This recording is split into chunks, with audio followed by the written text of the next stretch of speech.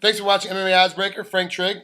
That is the crippler Chris Leben, not in Hawaii, in San Diego at this point in time. How come you chose San Diego to go train and not stay in Hawaii? A couple things there actually. As much as I love Hawaii, I mean, and so a lot of ways it's home to me. Fantastic. When the surf's up, sometimes you just don't have the best training. I had really great coaches out there, great friends, some good training partners. But my training partners were more like, I'd have a really good kickboxer to work with or a really good grappler. And there wasn't, and I was kind of a lone wolf out there, Okay. So what happened was my wife, she actually got into law school. She got into several schools. Yeah, she's like my 401k. Look at you. Look at you planning for the future. Yeah, absolutely. I can't fight forever, so I figure a couple years I can lay on the couch and raise some kids and make her do the work, right? Perfect. We'll see how that works out. But I was a lone wolf out there, and so she got into several different schools, and kind of scary, definitely being with my history and training as long as I have, trying to find a new gym is really a big deal, But San Diego was on the list, and I knew that's where Brandon Vera trains in his gym Alliance, and I'm friends with Brandon, so I called him up right off the bat. Long story short, flew out to San Diego. We were going to check out a bunch of different cities. Flew out, trained one day with the Lions, and I knew after the first practice that was the gym that I wanted to be at. It's such an eye-opener, and it's so fantastic for me to be part of a team, where there's a bunch of like-minded people with the same goals going through the same things as me. These guys are all fighting in Bellator, the UFC. I'm working. Dominic Cruz helping me with my stand-up. Phil Davis is working with me on my wrestling. And, I mean, I got Joey Beltran banging with me against the cage. These are the kind of days that I need to be having, that any fighter needs to be having if they want to be a success in the UFC, and Hawaii, I wasn't getting that. So it's fantastic. Have you permanently moved everything to San Diego now?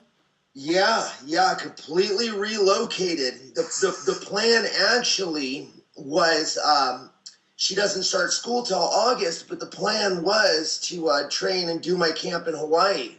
But after that, the original time training with Alliance, I vetoed it. I said, you know what?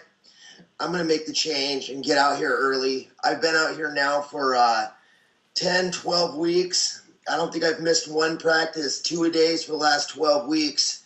I'm in a spot right now. I've really changed my life around. I've done a lot of work. My last fight was definitely lackluster and not the performance that I wanted to have.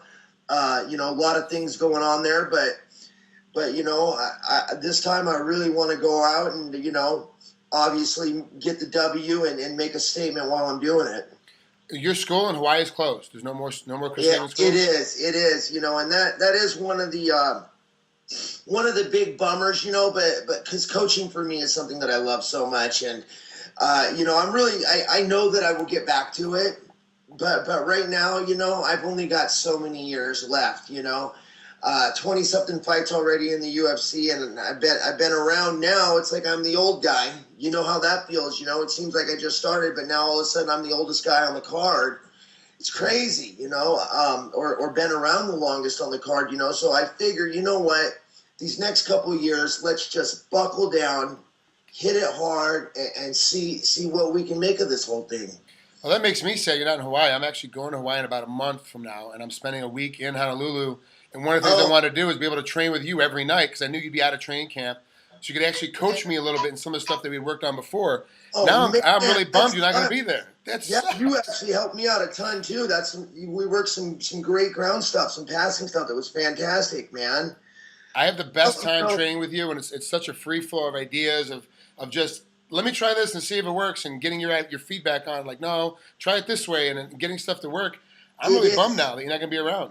And that's actually you mentioned that. That's one of the things I really do like about the new gym, about Alliance. If you're ever down in San Diego, if you're hanging out, much like, at my gym, we kind of ran it like a town hall. Everybody could speak their bit. It wasn't, this is the coach and this is the way, I mean, that's what our sport is about progression and thought, and and really with Alliance, you've got older veteran guys, you've got younger kids that are bringing that fresh feel to it. We got this kid Jimmy that teaches our jiu-jitsu. He's like 22 and he's got all these new crazy ideas. And I mean, it's just fantastic. I really love that part of training. And that big guy that comes down every now and again, Neil Melanson, Coach Melanson, comes down. He's my guy, and that's who I train with every 4 days a week. We're training together. He goes down to Alliance all the time, is begging me like, "You got to come down. You got to come down." It doesn't work out in my schedule, but now that I know that you're down there, plus with Phil Davis, plus with Michael Chandler, like now I have no excuse not to go to San Diego and hang out. So I'm definitely going to be coming down sometime in the fall. Absolutely, it's great, and I'll tell you what, it does. All you got to do is show up to practice. I mean, the team practices are ridiculous. At first I really thought, I'm not like that. When I first started training there, I was like, they got to just be testing me. They're running it extra hard just to push me and see if I break. But no, that's how they run practice. I mean, they train extremely hard. It is fun, but it is very challenging. I mean, this is like the graduate school of fight gyms is really what Alliance has become. I mean, our team practice, we get in there, start out with 20 minutes of high-speed footwork, punch, shot, jump squats. You're doing all that. Then you get into drilling, and there's live every day almost. We spar hard twice a week, and it's like, if you knock somebody out, drag them aside, we'll get a new guy in. Wow. Old school. It's still kind of the old school way that we did when we first started. Very old school, man. And the first Friday, I trained. Man, I came home and I think I cried for an hour. I believe it. Joey Beltran put it on me. I was a little out of shape, and I came home, and then I realized, I said, I got to turn it up. I got to get tougher, and that's definitely one thing that I think that people are going to see. I think maybe I was coaching a little too much and working with my students too much, and it made me a little bit soft, I guess. You go lighter on your guys. Yeah. But now that I've got these guys gunning at me, it's made me a lot tougher and a lot meaner, and I really hope that comes out on Saturday night. You still clean? Still sober? Still clean, still sober. Still struggling? Has it been tough, or has it been easier now? Is it getting easier now? Getting easier. It's getting easier. I'm not gonna lie. It's still a lot of work. The move was good. Was challenging in some ways with the stress of moving and everything else. But truthfully, the move was a really great thing. Alliance, everybody's very straight edge at the gym. Everybody wants to be world champion, and they're on their mission. In Hawaii, even though I was on the right path, everybody still remembered the old Chris Leben. Yeah. And that's hard to shake, because you go hang out with your buddies and you go, no, I don't drink anymore. Well, that's not the Chris that they know. And things just weren't the same. Right. So I think for me and my wife, we've actually, we're so much more centered here now in San Diego.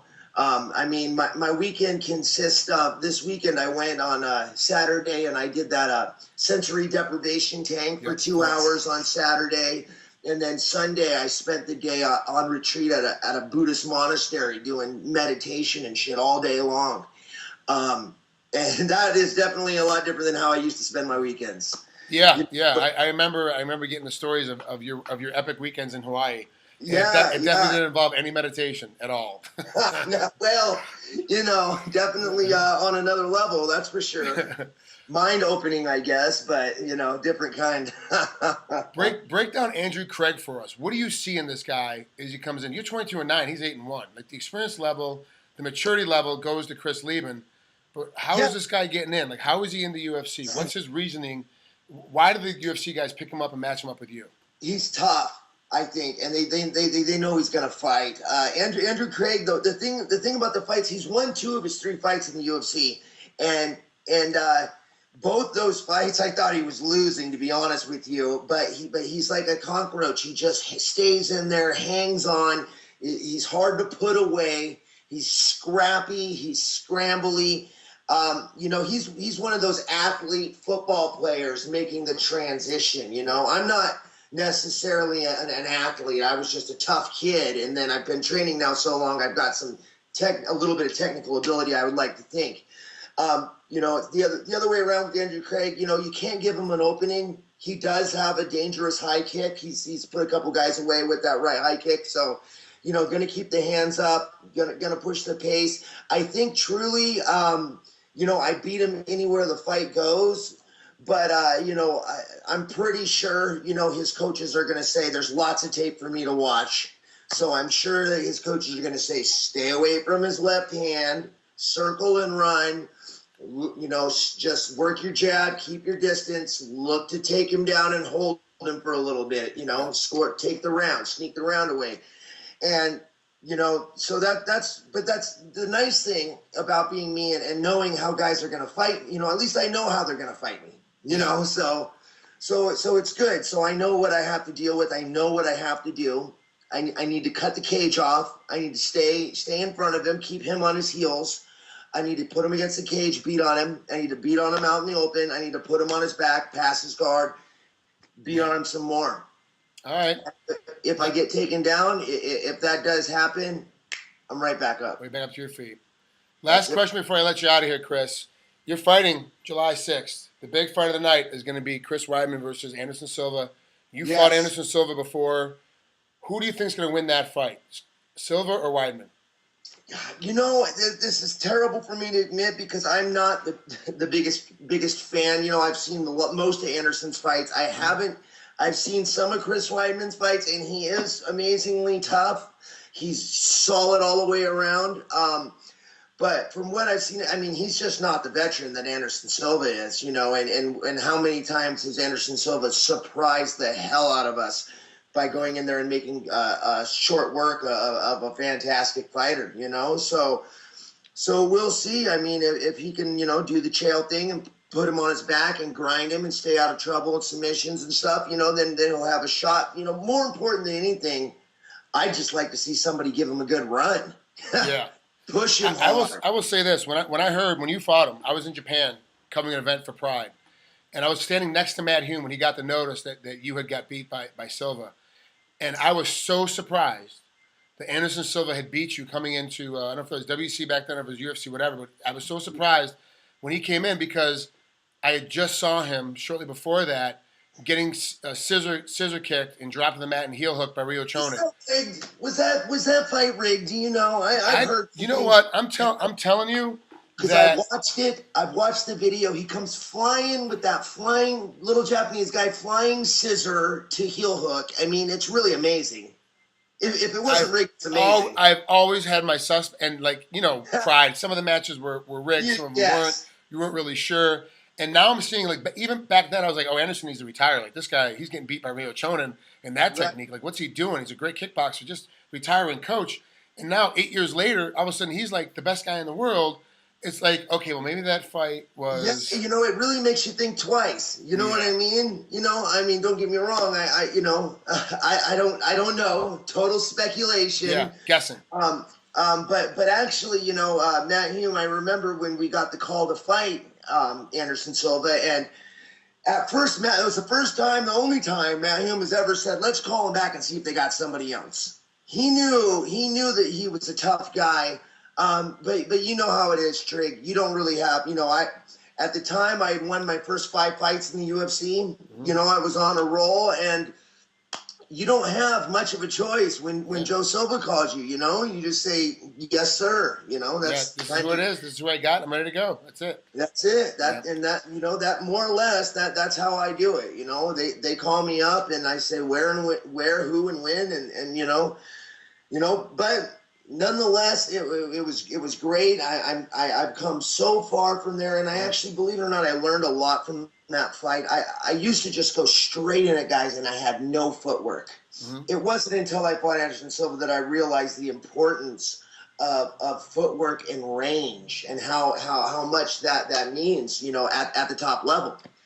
Well, Chris, thanks for coming to MMA Oddsbreaker. Good luck against Andrew Craig here on July 6th. And I got to be honest with you, I still am really sad you're not in Hawaii, but I'm very excited that you're in San Diego because you seem to be happier and a little bit more lucid, and you seem to be a lot more excited about getting up and going to practice. I've talked to Michael Chandler, and I asked him, you know, how many practices has he missed? And he's like, I think I've missed more than he has. Like, I don't think he's missed any. And Chandler's great, by the way. He's been helping me in my wrestling, too. So it's fantastic to have some top-level wrestlers like that working with me. So, yeah, no, the whole gym's awesome. Beautiful. So I can't wait for you to come down and train and check it out, Trigg.